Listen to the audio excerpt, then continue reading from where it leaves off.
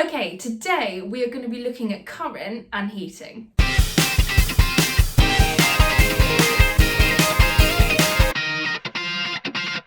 Take a piece of wire and zoom in. Further than that. Perfect. So here we have a diagram of what is going on inside our metal. We're going to use the word lattice. It's just a fancy way of saying pattern. And it is a lattice of positive ions. If you're unsure of what an ion is, check out the video on atoms and ions. In between these positive ions, you have a sea of delocalized electrons. And these electrons are free to move through your wire.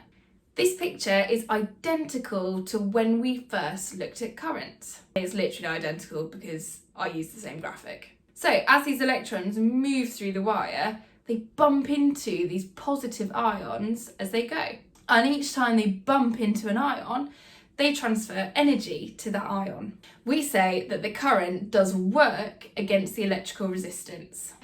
It's all a bit dramatic, to be honest. Anyway, this effect causes the metal to heat up, and that heat or thermal energy gets dissipated to the environment.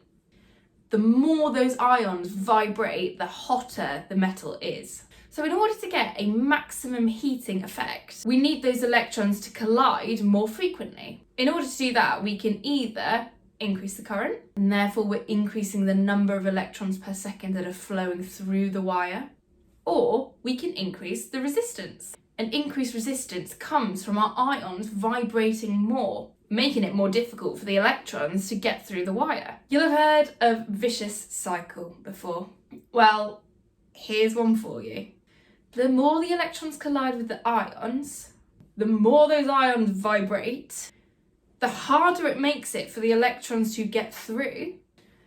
The more they collide with those vibrating ions, the higher the resistance and the higher the temperature, until eventually my electrons can no longer flow through the wire. It's not ended well for the electrons, that. So the question is this heating effect a good thing or a bad thing? Now, from your initial impression, you may think bad. We've got loads of electrical energy being dissipated to thermal or heat energy, rather than being converted into useful forms. Also, this high temperature thing could mean that some parts of my circuit might melt, and then my circuit won't be working properly. Pretty damning so far. But let's have a little look at the other side of this debate. There are actually some great uses for this effect. Like, what if we want some thermal energy? For example, in a toaster, we can use high resistance wires so that a lot of energy gets converted into thermal or heat energy. And who doesn't love toast? And what about fuses?